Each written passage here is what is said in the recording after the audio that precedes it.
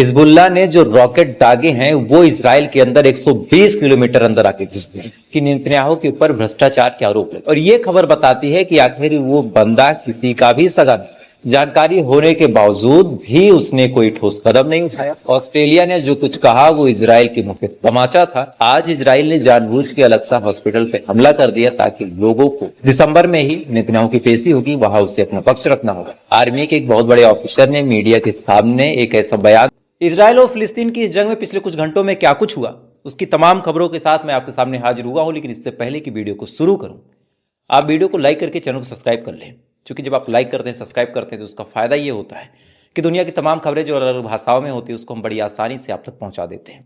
अब बढ़ते हैं पहली खबर की तरफ। कल भी मैंने आपको बताया था और आज सुबह भी मैंने इस खबर पे बढ़िया से डॉक्यूमेंट्रीज वीडियो आपको दिखाई थी कि नेतन्याहू के ऊपर भ्रष्टाचार के आरोप लगे हैं। ये जो महंगी गाड़ियां, महंगे कपड़े, प्राइवेट जेट, इन तमाम चीज़ों के साथ नेतन्याहू घूम रहे थे। जब जांच पड़ताल की गई तो पता चला कि ये पैसे तो सरकारी नहीं है। उसके बाद जब पता किया गया तो पता चला कि कई ऐसे बिजनेसमैन थे, कई ऐसे व्यापारी थे, कई ऐसे डीलर थे जिनसे नेतन्याहू ने कहा कि अगर तुम इजराइल में काम करना चाहते हो तो तुम्हें मुझे पैसे देने होंगे, नहीं तो तुम्हें हमास या हिजबुल्लाह का आतंकवादी ठहरा के गोली मार दी जाएगी।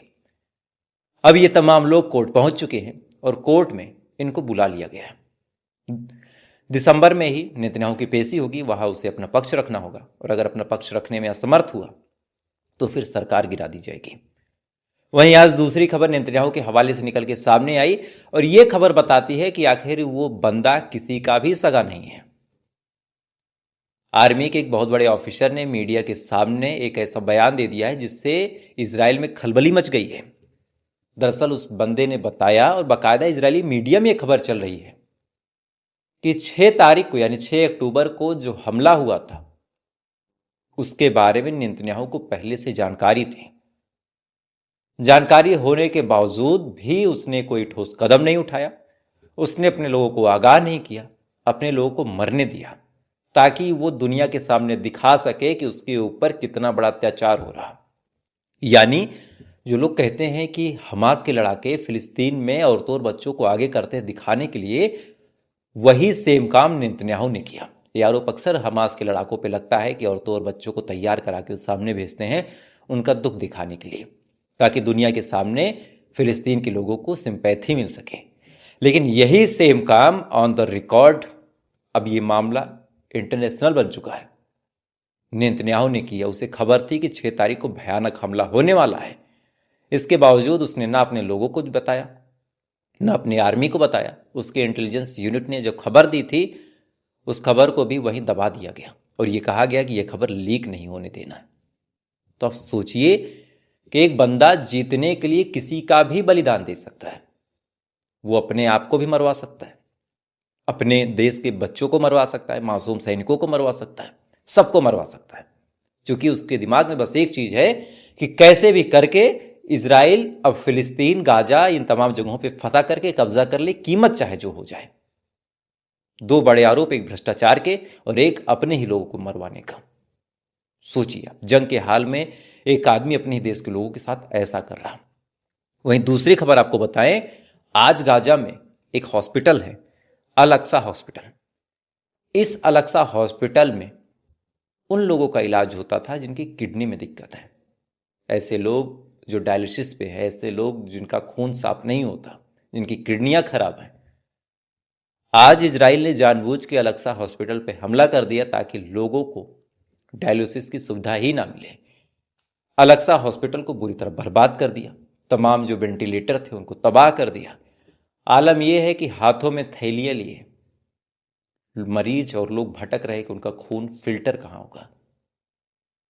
बाद में जब उससे पूछा गया तो उसने कहा कि हमें लगा कि इसके नीचे हमास का बंकर है। अब आज आलम ऐसे हैं कि किडनी बीमारी से ज़्यादातर लोग मरने वाले हैं, क्योंकि किडनी के हॉस्पिटल को ही तबाह कर दिया इजराइल ने गाजा में। वहीं एक और बिल उसने पास कर दिया। दरअसल साउथर्न इजराइल में, जो इजराइल का दक्षिणी हिस्सा है, वहाँ पे कई ऐसे मस्जिद हैं जहाँ अभी कोई नमाज नहीं होती। आलम ऐसे है, लोग डर रहे हैं कि नमाज पढ़ने जाए, ज़्यादा संख्या में हम इकट्ठा हों, इजराइल वहाँ मार दे बम।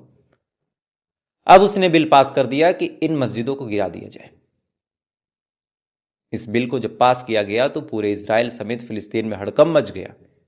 मासूम लोग अब अपनी आंखों के सामने अपनी मस्जिदों को शहीद होते देखेंगे। लेकिन अफसोस है कि कर क्या सकते हैं।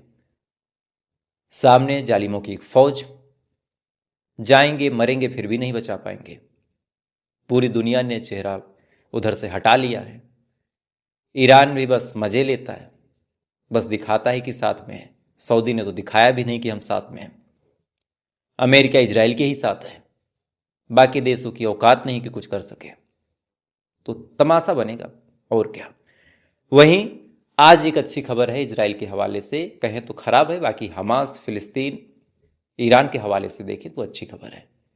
दरअसल आज जो फिलिस्तीन का मुद्दा है उस पर वोटिंग हो रही थी। अलग अलग देश अपने अपने राय को रख रहे थे, अलग अलग देश अपनी बातों को कह रहे थे। इसी दौरान ऑस्ट्रेलिया ने ऑन द रिकॉर्ड फिलिस्तीन का पक्ष लिया। उसने कहा कि फिलिस्तीन हमारा अपना है, वहां जो कुछ हो रहा वो गलत हो रहा और फिलिस्तीन को आज़ादी मिलनी चाहिए। ऑस्ट्रेलिया ने जो कुछ कहा वो इजराइल के मुंह पे तमाचा था, क्योंकि इजराइल को उम्मीद थी कि ऑस्ट्रेलिया उसका साथ देगा, लेकिन ऑस्ट्रेलिया ने सीधा सीधा कहा कि हम इंसानियत को चुनते हैं। ये एक बड़ा सदमा है इजराइल के लिए। वहीं आपको एक चौथी खबर बताएं। आज हिजबुल्लाह ने, कल मैंने आपको बताया था कि लिबनान में बहुत बड़ा अटैक किया है इजराइल के आईडीएफ ने और नेवी ने, खासकर नेवी ने किया था। इसके बारे में मैंने परसों भी बताया था और कल भी बताया था। नेवी ने बड़ा अटैक किया था, कई सारे बंकर तबाह किए थे, कई सारे नुकसान किए थे। आज उसका बदला हिजबुल्लाह ने पूरे इत्मीनान के साथ लिया। हिजबुल्लाह ने जो रॉकेट दागे हैं वो इजराइल के अंदर 120 किलोमीटर अंदर आके घुसते हैं। आयरन डोम को फेल करते हुए 120 किलोमीटर अंदर आते हैं। अंदर आने के बाद अपने अपने निशानों को, जो एम उनको दिया गया था, उसको बर्बाद करते हैं। और बर्बाद करने के बाद इजराइल के साउथर्न इजराइल में बुरी तरह तबाही मचाते हैं 120 किलोमीटर अंदर घुस के। और इजराइल के आयरन डोम के मुंह पे तमाचा है कि कैसे 120 किलोमीटर अंदर हिजबुल्लाह के दागे हुए मिसाइल घुस आते हैं। हालांकि जो इजरायली आर्मी वो कहती है कि बस रॉकेट आए थे, कोई बड़ी कैजुअलिटी नहीं हुई थी, लेकिन ग्राउंड लेवल सच्चाई ये है कि मिसाइल अगर कहीं गिरेगी तो धमाका तो होगा। और कोई भी देश हो, चाहे हिजबुल्लाह हो, चाहे हमास हो, चाहे इजराइल खुद अगर किसी को मारता है तो क्या खाली जगहों को निशाना नहीं बनाता? कोई भी होगा वो निशाना सटीक ही मारेगा। एक दो मिसाइल फेल हो सकते हैं, एक दो इंटरसेप्ट भी हो सकती है कि आयरन डोम ने वो खत्म कर दिया, लेकिन अगर मिसाइल गिर रही है तो वो खाली मैदान में तो गिरेगी नहीं, वो बस्तियों पे ही गिरेगी, लोग मरेंगे। इजराइल इस बात को माने या ना माने, लेकिन आज हिजबुल्लाह ने बड़ा अटैक किया इजराइल के ऊपर। कई शहरों में उसकी मिसाइलें गिरी, धू धू के आगे जली और काफी तबाही मची। तो आज ये बड़ी खबरें थी कि कैसे हॉस्पिटल को निशाना बनाया, साथ ही कैसे सरकार गिर सकती है चूंकि भ्रष्टाचार और अब अपने लोगों के मरवाने का आरोप, और ऑस्ट्रेलिया का फिलिस्तीन के पक्ष में वोट करना, साथ ही इजराइल का मस्जिदों को गिराना, और आज खान यूनिस में भी इसने अटैक किया, 20 लोगों को वहां मारा इसने। तो एक कंप्लीटली जीनोसाइड है।